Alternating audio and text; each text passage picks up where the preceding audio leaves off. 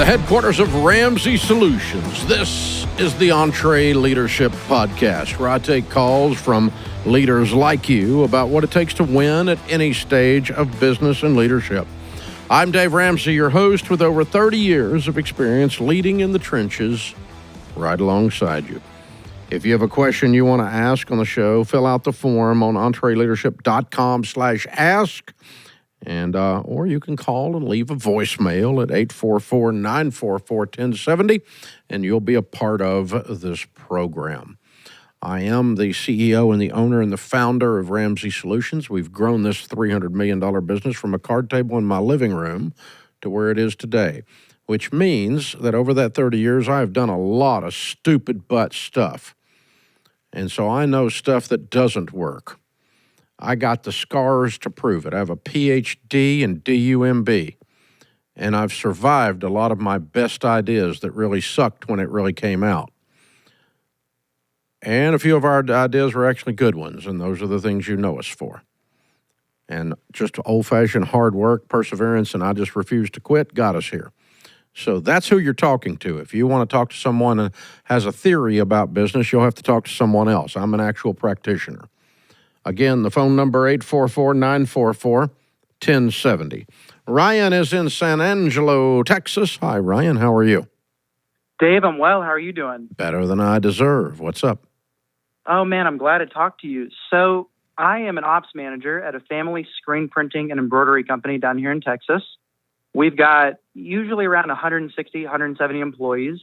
We top line around 28 million. Whoa! So, yeah, we've been at it for a while. My dad started a company in 1988. And go back a minute. Screen printing and what? Embroidery. What is your product line? We serve K through 12 schools. So the spiritware industry, we do some commercial stuff as well, but the bulk of our work is serving K through 12 schools. Wow. Good yes, for sir. you. So 28 million top line, and how many team members? It fluctuates, and that's what I'm calling about, but we average around 160, 170. Okay. And how much of those are production workers actually doing the screenware and the embroidery? That's what fluctuates the most, yeah. But we're around 100 probably right there. Okay, so like over half your staff is doing production, and the fluctuation, I guess, is based on the school year, right? Yes, sir, yeah. So with school sports and events going on, we see about 3 peaks in the year: February, April, and then the fall. Pretty much, we have the majority of our work comes in the fall. Wow, way to go! So your dad started this, and you're running it now. I am running. You're running ops. You said you're running ops. Yes, yeah. Sir. Okay. Yep. Anything that's made or moved, pretty much. So all of this labor fluctuations on your shoulders. The vast majority. Okay. Yes, sir. Wow. Nice gift. Okay. Yeah, it's wonderful. Stress. I love it. Okay. Yeah. So your question is how to handle that fluctuation? A little bit. We're in a smaller. San Angelo's not very large. Mm-hmm. It's not small, but it's not very large. Well, you're not doing 28 million out of San Angelo. You got nationwide or at least region-wide customers. No, just Texas. Pretty well, Texas and some of the surrounding states. Okay, but I mean, you're not doing it all in San Angelo. You're doing Texas, the whole state. No. Okay. Yes, sir. Yeah. The state of Texas. And Texas got a couple high schools. Okay. Just a few. Yeah. All right. And a lot of them like football. Yes, sir. Yes, they do. Good. So we're just like everybody. We're just having trouble staffing, and we've got an Amazon plant opening up here. We've got a lot of job market competition and a seemingly small labor pool. And I just wanted to call and get your thoughts on making our staffing culture more sustainable, more exciting.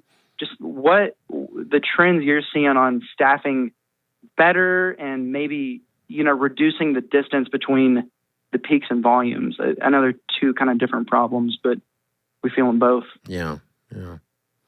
Okay. Yes, they are two different problems. Now, what do you do with the folks when the work slows down? So we're in a dead season right now with the summer, and we see a little bit of turnover and folks leave, but the majority of folks stick around, and we do our best to guarantee 40 hours, but the work is definitely not there for that. Mm-hmm. Okay, let's deal with that one first, and then I'll come back to the other one, okay? Okay. Because I think they're related, but not directly. They're not. It's not a one-for-one trade-off. But it sounds like you guys have been so successful in this singular area of business, but your skill set of your team and of your equipment could be used for so many other things other than just high schools. Right. And so I think you need to diversify your product line and get some products that are not as seasonal. Some customers that are completely that you're not used to dealing with, corporate America, or I don't know, licensing for. I've got a friend of mine that owns a whole bunch of licenses for sports mascots, and he can create. He's allowed to create. He bought the licenses from the different colleges, and so he's allowed to create a T-shirt with that mascot on it. Right. Okay, that kind of thing. And so he's diversified, and he didn't diversify. That's his only business. He does that all. Started with the SEC, and he's moved beyond that. Of course, the SEC keeps growing, so that's helpful. But So anyway, something like I'm starting to think like that. I'm going to get, but this is above your pay grade. This is you and your dad sitting down with the leadership team and saying, all right, what product lines can we go into that we can utilize these people that are just as profitable and fun, and let's take this from a 28 to a 48 million, right? Just by working on our downtime and having sales on our downtime from 2 or 3 other ventures. And you may have some false starts. You may try 3 different things and 2 of them don't work. You pretty well count on some of them not working. Yeah, but I think that's what we're seeing. Yes, sir. Yeah, but I think you got to find some other product lines that are that do away with the seasonality. And so, like around here, we've got stuff that is highly seasonal, and retail stuff obviously all happens. We have a huge Christmas boon, people buying books and stuff on the website at Christmas, that kind of stuff. And in July, nobody buys nothing. So that's a very seasonal thing on our website as far as the retail direct-to-consumer stuff. But the offset of that is all the wholesale stuff that we do and the not direct, the B2B stuff that we do. So we've got all these other product lines that are not, live events. We don't do many live events right around Christmas. People are getting in debt. We try to get them out of debt later, but we don't do a lot of live events in July. They're going on vacation, getting in debt. But when they come back in the fall, they need our help. So we go do an event, right? Yeah. And so that's, our stuff's pretty seasonal in that regard. Some of it. Now, just those 2 things. But something like an EntreLeadership event, we can do those at different times because it's not as driven by a consumer value because it's more of a B2B product, this particular podcast. Okay. So all of that to say, I think you need to get the best minds in the business. There's 60 of you plus production people. So you need the top 5 people, your dad and you and 3 others in the room going, okay, what's the next chapter of this wonderful story that we're writing look like? And it involves diversification. Now, then once you're doing that, we've got more profit.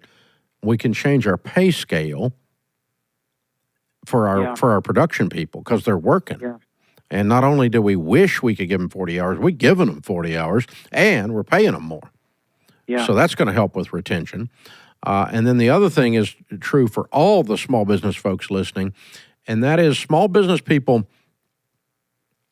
too often, not always, but too often, it took me a long time to learn this lesson, we almost hire apologetically. We almost hire like, well, we're not like those big companies. We don't have this big healthcare plan, and we don't have this fancy whatever blankety-blank benefit plan.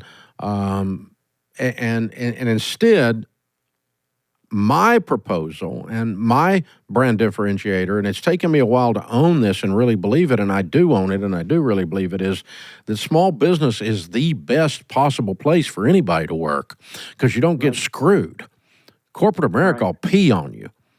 Now, listen, I'm not mad at Amazon, but Amazon has 80 bazillion people, and they don't care if you exist on the planet or not. If one of your production people, wife dies, y'all care. Yeah. You take care of the family. You go over there. Somebody over there gets hit by a tornado, y'all care. You take care of your people. Corporate America doesn't even know how to do that, much less give a crap to do it. Sure. And so Amazon can't compete with you because you actually treat people right. And you don't treat them like a unit of production, like a robot that can be discarded the first time that somebody blinks. Sure. You care about your people. And I tell people that in the interview process. If you want to work for corporate America is you're working a J-O-B. I'm going to do as little work as I possibly can for the most possible money I can because I know they're going to screw me. It's a trade-off.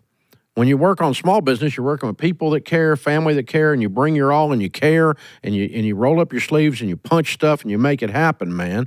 And that's who I'm interviewing. That's how I'm interviewing, if I'm you. And go, listen, if you want to do production someplace else, there's lots of factories that'll hire you, and they might pay you $1 more an hour, or they might pay you this or that, but they don't give a crap if you stub your toe, and they don't give a crap if your kid gets cancer, and they don't give a crap if your mama dies. They don't care. And we actually care. Now, we have to get our work done. We work hard, but we care about our people. We love our people. And that's the cultural change. And it goes with a paycheck, by the way. So we've got to do the other part to get the income up to be able to increase what we're paying. You got to pay competitively. But when you pay competitively, you don't have to have double backflip, twist over the diving board off the high board benefits. Because the benefits is you're actually a human freaking being instead of a dadgum robot. And the first time somebody wants to raise their stock price, they do it by cutting payroll. And they do it every day in corporate America. So you got a great advantage over Amazon. And again, I'm not mad at Amazon. I don't think Amazon's bad people, but it's impossible to have 900 bazillion people. I don't even know what they hire. Good God. I mean, they've got centers everywhere that have 7,000 people in them. I understand. It's like, how in the world? But, if you've worked there, it's a trade. You're trading your time for their money. That's all we're doing. It's just a transaction. There's no soul in that at all, baby.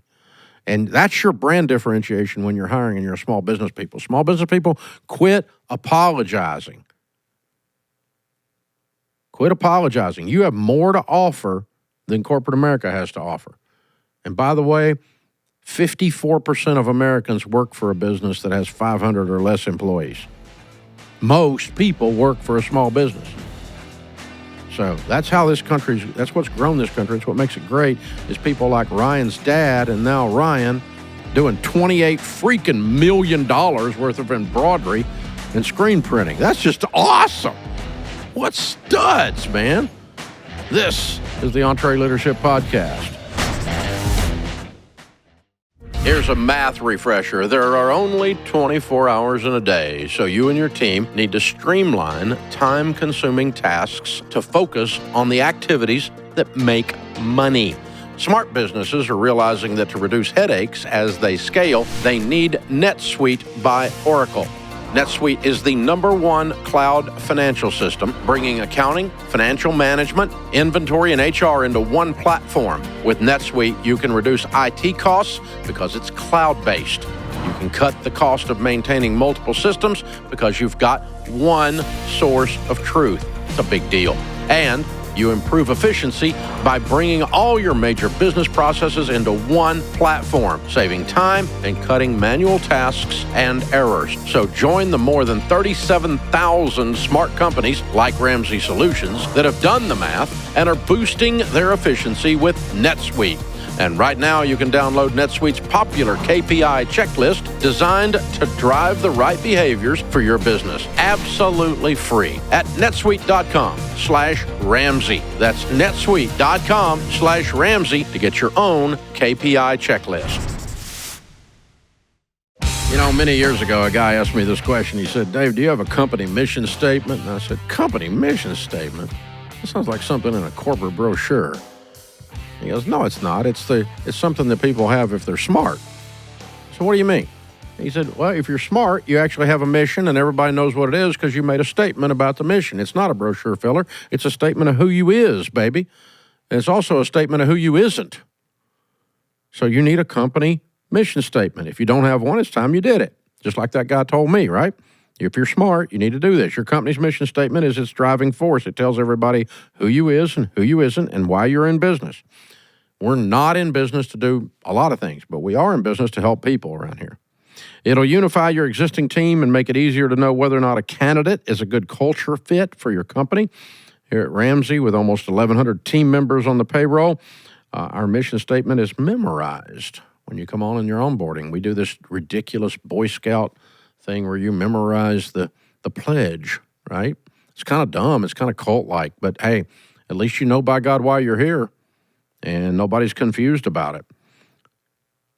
So if you'd like to know how to write and build out a proper company mission statement, then go to EntreLeadership.com/mission and download the free mission statement builder. I wish I had had that.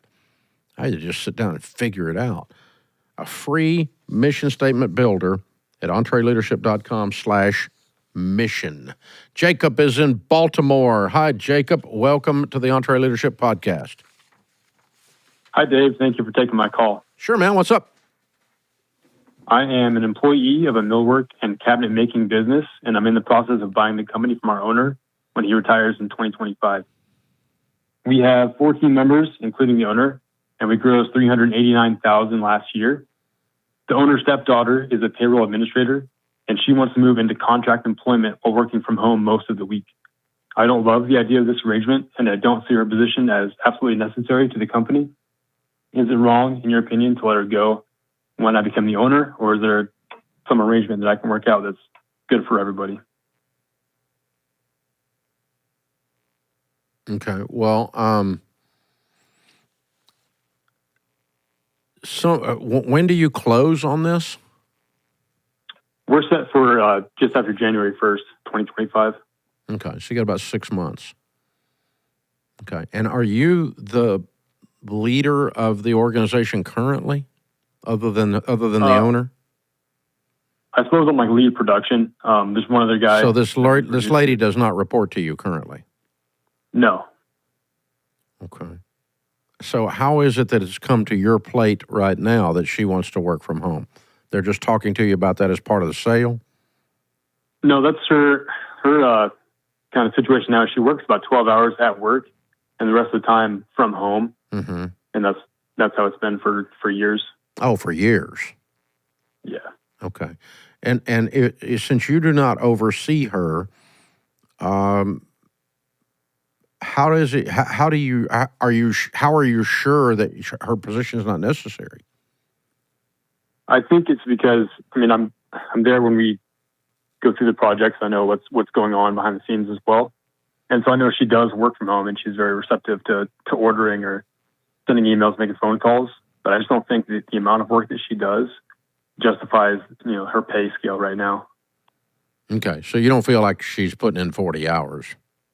That's correct. Yeah. Yeah, which is true with most work at home. Yeah. Work from home means I actually want to work part-time but get paid for full-time. That's generally what it means. So, the number of people that you can find that actually put in 40 hours when they work from home is very rare. That's why my contention is it's not going to work. It's not going to be a long-term play. There's going to be some things that do it, but not. Okay.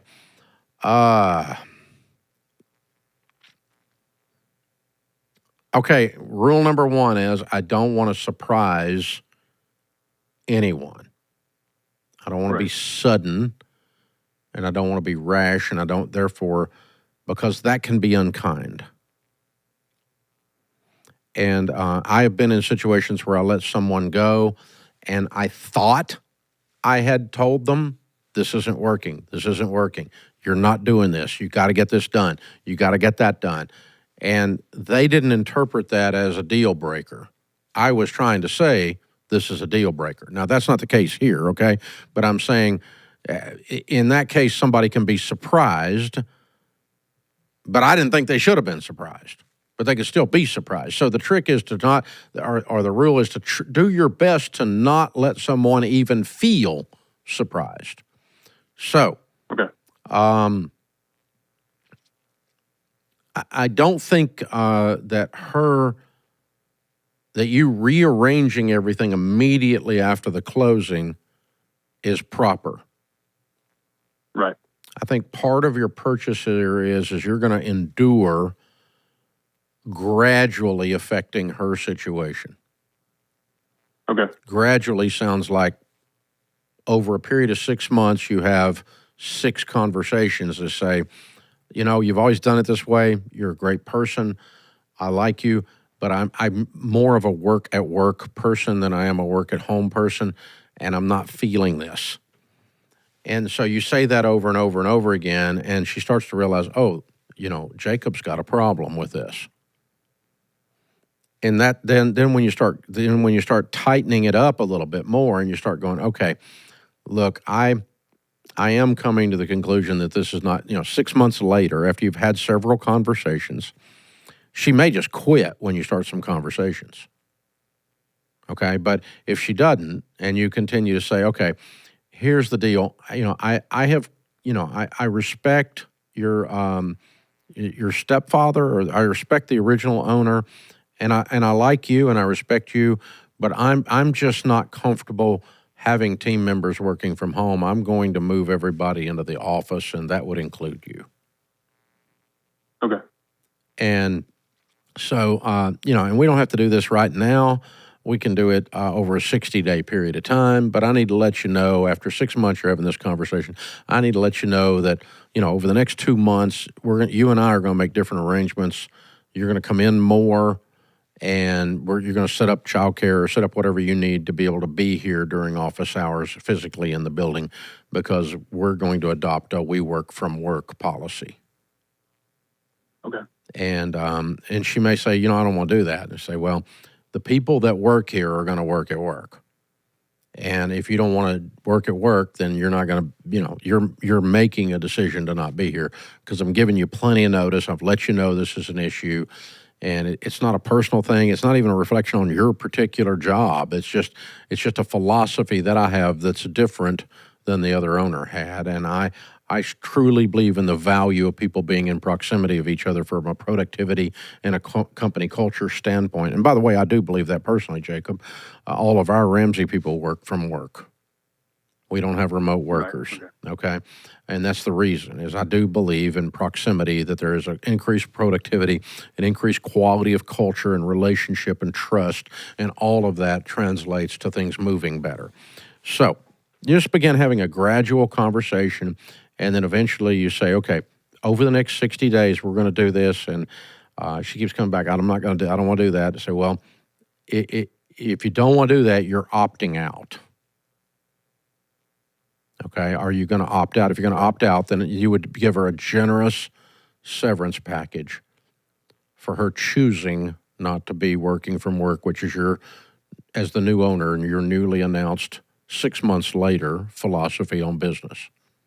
And there's nothing unkind or wrong about that, because we did it very gradually. You feel how gentle that was? Now, she may still be pissed, because she may be a person that has become, based on the fact that is it stepfather? Is that what you said? Yeah, stepfather. Yeah, she may feel like that, that the new guy just, beat up on his daughter, and, she may feel entitled to this role. I don't know. I don't know her, but the only reason she would be angry, though, is if that's the case. Okay. Because otherwise, it's just, she goes, the new guy, he wants us working at work, and I don't want to work at work, so I want to work at home, and I'm not willing to do that.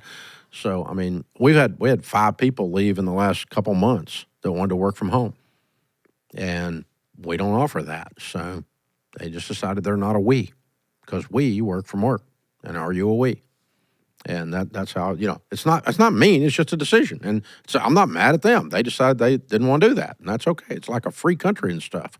So, that's the thing. So that's what you're looking at. And that's going to be hard for you, because you're kind of feeling it's fun to be the new owner, and you're going to want to be a man of action, and don't be a man of action.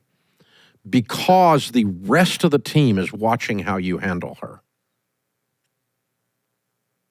And some of them may dislike her, but some of them love her. It's a small team.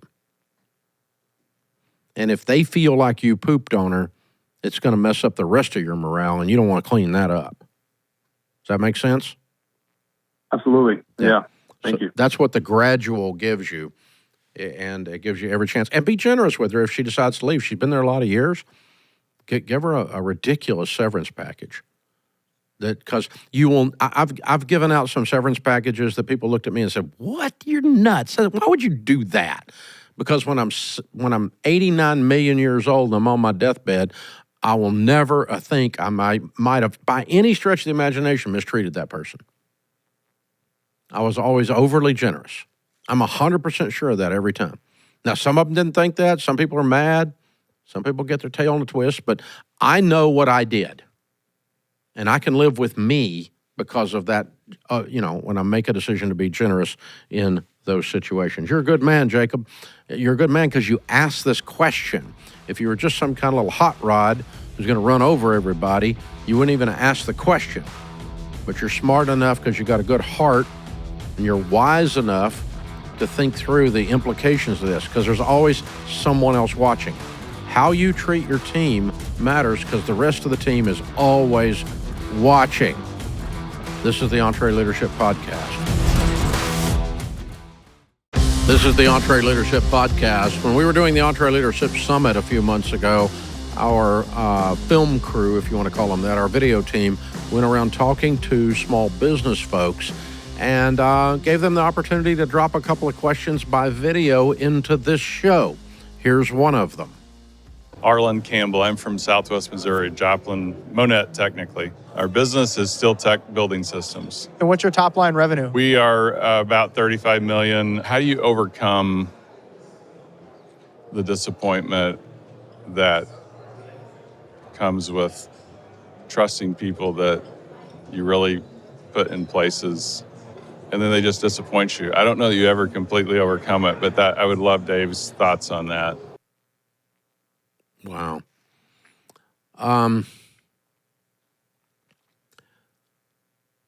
I think there's a rule that the ones that are closest to you in your personal life or in your business life, either one, they have the ability to put the knife in deeper.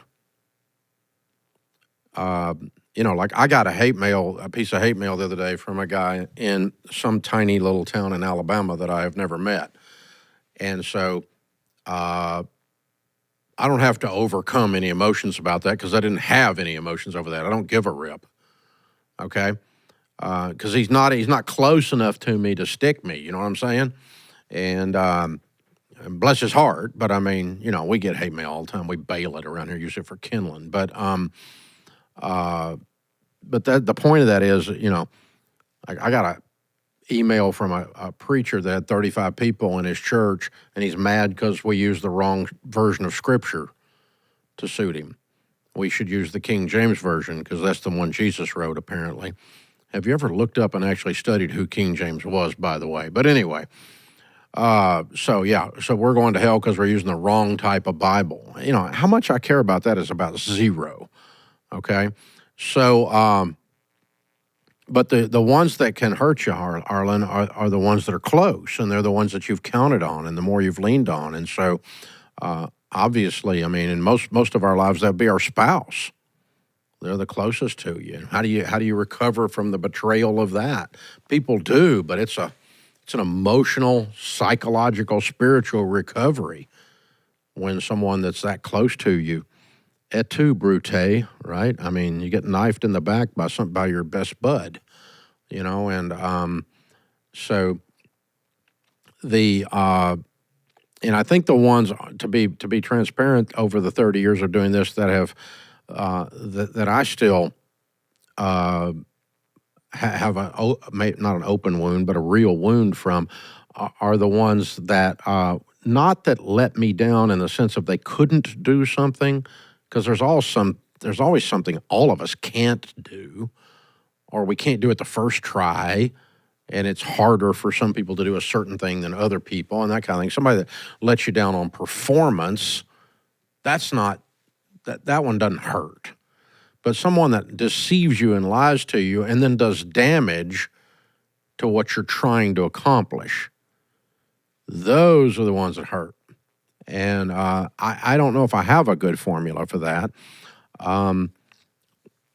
because truthfully, I'll just be very authentic or transparent here. I always blame myself because I was so stupid I let them do it. You know, how do you let somebody deceive you at that level? I always feel like I did, like I was inept, because how did I miss that this guy or this gal is a complete freaking psychopath? You know, how did I miss that? I thought I was somewhat intelligent, but apparently I'm dumber than a rock. How did I miss that? So I start almost shaming myself out of it, and that makes it worse, Arlen. So that's not helping your question at all. But that's the truth. So, you know, and sometimes around here when we go, we had to fire somebody for misbehaving and doing so and so and so and so. And I'm like, you know, that's bad. It's good that we caught it and we didn't allow the misbehavior to happen inside. But what's really bad is we hired them.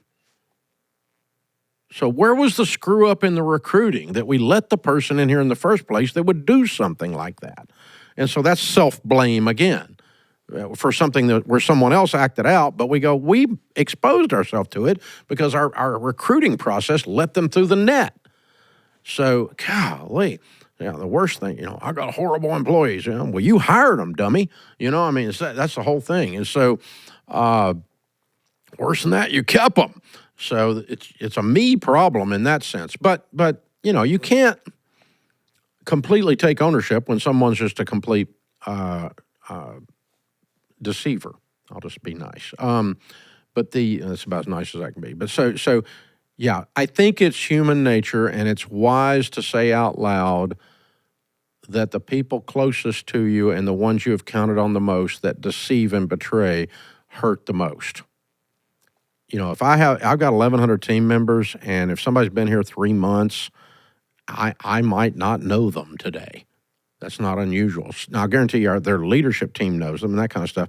But if they said something horrible about Dave Ramsey and went running out the door with their hair on fire or whatever, I can live with that a lot easier than I can live with somebody who's been here 25 years or 20 years, and I've worked with them on a bazillion projects. I know their kids. I know their dog's name. I know their mom and dad. I know everything about and then they go do something. You know, that's a lot harder. That's the reality of it. And that's the difference, again, in small business and corporate America. Corporate America won't let you get that close. But, you know, you can't get a dagger to someone unless they're in a hug. And so you got to be hugging them. And you can't the other thing is the last part of this rant or answer on this question is I'm fumbling around. I don't know if I got a good answer because I've experienced it too, like every one of us have. But the rule I always look at is I go, okay, if they're far away from me, why am I letting this bother me? Because it's ridiculous. That's dumb. If they're close to me, how did I miss the clues that said that this person was off? And then it's just life that some people are just misbehaving psychopaths. I mean, they're just that, and you can't go.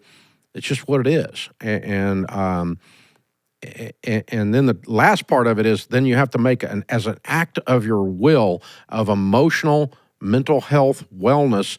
You have to say, you don't get free rent in my head. You're evicted. You don't live here anymore. You don't live in my head. Now, you may have to evict them several times because they may pop in there while you're having your morning coffee again. And you may have to go, wait a minute, you're evicted. I told you were leaving. You can't live there rent-free. And, you know, I've had situations personally where it's taken a while to get that eviction to stick and emotionally and mentally clear the memory of this whole thing, or the constant processing of something you can do nothing about. Oh, I could have said and I should have done, and y'all know how we do that. But that's dumb. You just can't don't spend all your calories on that. Spend your calories on the future, on the good stuff, on helping the good people. And I have to remind myself of that. It's an intellectual act of your will to be emotionally mature enough to say you don't live here rent-free. I'm going to take the portion of this that's on me, and I'm going to move on with that scar, and I'm going to learn from it. The rest of it's on you. You're a dadgum fool because you shouldn't have done that. You'd have been rich if you'd have stayed in this position, and you'd have had a wonderful life, but you screwed up. And you just move on. But the closer they are to you, the harder it is. That's rule number one. And the deeper the pain is. Rule number two is be emotionally mature enough to evict them repeatedly until they leave your head. Don't live there rent-free anymore. And then rule number 3 is just because somebody made fun of you, don't stop dancing. Still dance. Still turn the music up loud and make a fool of yourself on the dance floor. Still dance. Still go do it. Go do it again. Don't quit taking a chance on people just because you got a bad one occasionally. There's good ones too. Don't quit taking a chance on people. Still be on the dance floor. Still be doing it. Go back, go back, go back. And then count your blessings, because you got a lot of good ones around you that aren't jerks.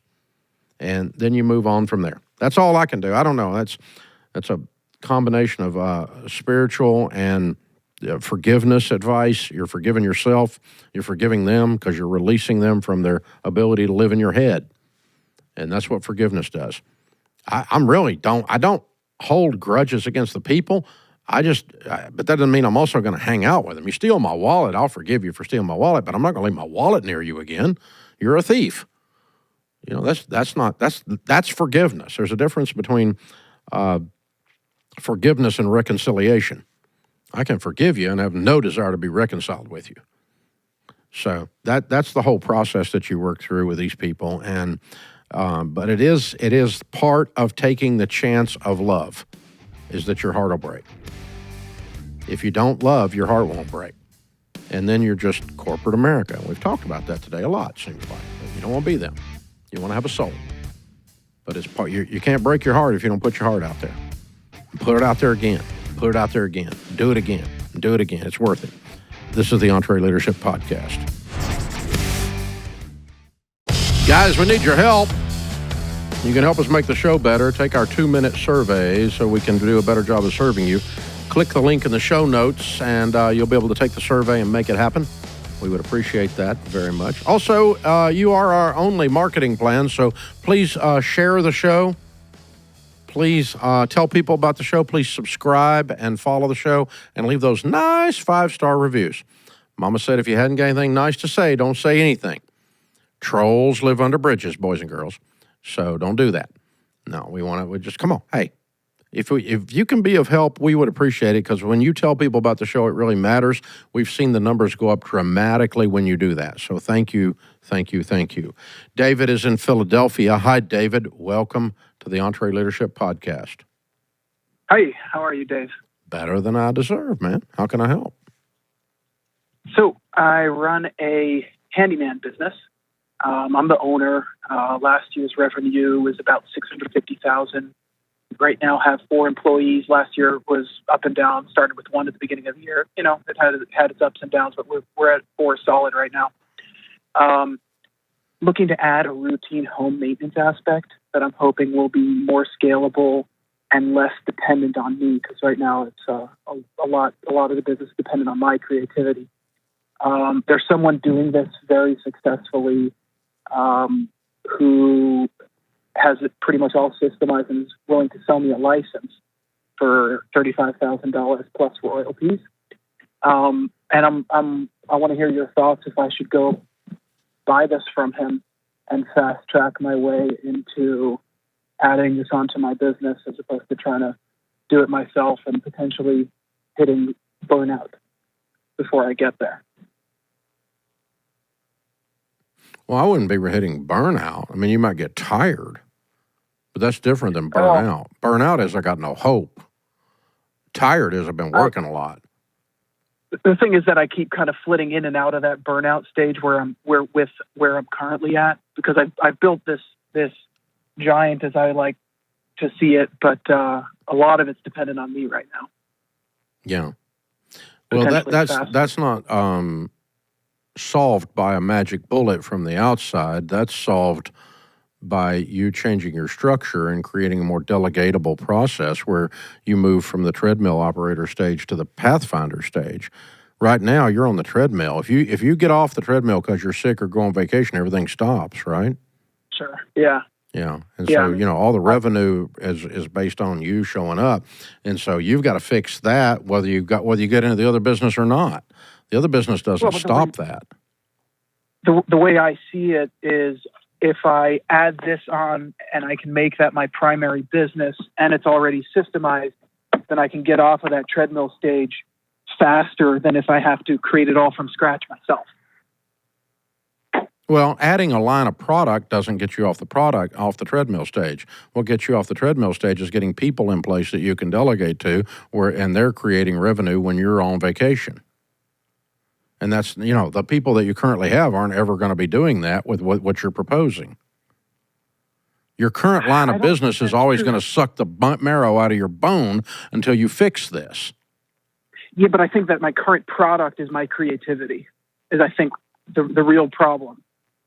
More than the guys. I don't understand. What's a creative handyman? So someone asks me to figure out how to vent their over the range vent outside, and there's just 6 other people who came in and couldn't figure out how the heck to do it, and I get in, I figure out how to do it, but it's a little what bit percentage of your 650,000 is doing something that nobody else knew how to do? Most of it's fixing a dishwasher, repairing a deck, and hanging the door, isn't it? You have a good point. Okay. So the creative part is not what's holding you back from delegating. You're still doing a bunch of the other crap. Right? That's interesting. Yeah. So I think if you said, I'm going to take the creative stuff and I'm going to work on my job for the next year is to make everyone else run autonomously, and my job is to check the jobs, not do the jobs. My job is to check the people and make sure they're doing the job the way I want it done, and follow up with customers and be sales and marketing, and take the 10% of our revenue, the 65 or 80,000 that is unique venting system or a unique way of solving a problem. You have a spatial genius, meaning that you can see things in 3D, and so you know how to fix things that other people don't see. That's what you're talking about with creativity, and that is a unique gift, and you need to keep that gift around. But the use of that gift gives you energy; it does not drain you. It's the other stuff that's draining you. It doesn't drain me at all. It's probably the come on. It's the most fun. You did that? Yeah, really. I mean, come on, man. Can't you see that? Because you can walk in a room and see while 5 other people are standing around there scratching their head, And because that's what a spatial genius can do. I've got several friends that are spatial genius. And they can see stuff that other people can't. Because their way their mind is designed by God is to work in 3D. And it's almost like you did like you're a CAD drawing running in your brain. And so a 3D CAD drawing. So anyway, I would say I want you working on $80,000 to $100,000 a year worth of creativity, and I want you delegating the rest of it way better than you're delegating it now. That may involve hiring some different people or some more people and giving up some profit, but to get the mundane off of you. The dishwasher that's leaking, the toilet that's leaking, the door that needs to be hung. And that's where there's serious money in the handyman world, because I don't care how much they put this stuff on TV, the typical person can't handle a screwdriver. The average American is a handyman idiot these days. In the 1950s, everybody could fix everything. You wouldn't even have a business. So how would you recommend going into delegating these things more? Because I have created systems. A lot of that's there. I'm not jumping on the tools every 3 hours, but there are a lot of calls, and there are some like, oh, why'd you do that? Why didn't you bring this with you and do it that way? Yeah, well, that's continuous training, and the more competent someone is, the longer they've been executing something, the more you can trust them with it. And you can't just delegate to someone who's never done it in front. They may have done it great somewhere else, but they've never done it in front of you. If they do it in front of you once, that doesn't qualify. So it's going to be a process of building out your team the rest of the way in a level of competence, meaning that it's not just competent to fix the dishwasher, it's competent to put the blue booties on before I walk in, because the lady I'm fixing her dishwasher, you don't want her pissed off because you want her to bring you back. And how you treat her, and did you take a bath and shave before you went to work today? Hello. And that kind of stuff. And so if you do that and you show up on time and you smile and you have just a tiny bit of people skills, you can charge almost anything in your world. You've already discovered that, because no one in your world shows up on time and does what they said they were going to do. They leave the dishwasher, they go home, they go to pick up a part, and instead they go home. And they call them back later and say, I'll come back in 2 days. Meanwhile, the lady's really getting progressively angry and eventually then ensures that her husband is angry and your whole world shuts down. This is the training you have to do. It's not the fixing of the dishwasher. And so it's the handling of the people in the process, and that's what you're good at. So it's a human thing that a massive handbook is not going to solve. It takes time. You're building it up. You're repeating over and over again. It's very human. Exactly. It's mentoring. It's apprenticeship, and it's not just can you weld. It's can you handle the people handling the people you're welding for. And these are the people that become very successful as they have a high EQ, emotional quotient, ability to deal with others and handle relationships. Now, once you've done that, and it's going to take you a year, then we can visit the other issue. And now I'll answer your original question, okay? No, I would not pay somebody $35,000 to create a subscription maintenance process that's really not rocket science, and I certainly wouldn't pay them an ongoing royalty. I think you already know how to do this. You're just trying to find a silver bullet for the other problem, and I think it's not worth it. I think you're smart enough to build something like that. Yeah, the only time you pay someone a franchise fee is if they know something that is so unique in the market that no one else knows it, and you can't figure it out. There's only one way you can make a Subway sandwich, and it has to be green, and it has to be yellow, and it has to be sliced a certain way, and then you have a unique proposition, and then you have a nationally known brand, and you can franchise your brand. But just because this guy one time put together one system, and now he wants to make money off you the rest of his dadgum life, no, thank you. I would handle it myself. I think you're a better entrepreneur than that. I think you can dig this out. But I don't think you can dig it out while you're trying to dig out the other thing, too. Because I think you're trying to go at it from a weakened state, and that's why you're looking for a weakened state, meaning you're not delegating, and it's the mundane stuff's burning your butt. And so you're looking for a silver bullet over here to the right to solve the whole thing. And the one thing hadn't got anything to do with the other one. So that's my opinion, and it's worth what you paid for it, brother. I think you're a great entrepreneur, and I think you're a good people guy, and I think you're a real candidate. We're going to put you in EntreLeadership Elite as my guest. I'm going to pay for it, and so I'll have the team pick up and get you signed up because you need to really go from treadmill to Pathfinder. You are on the verge. You've got all the different little pieces, the nuances. You're exactly a case study of why we do this. So very, very well done.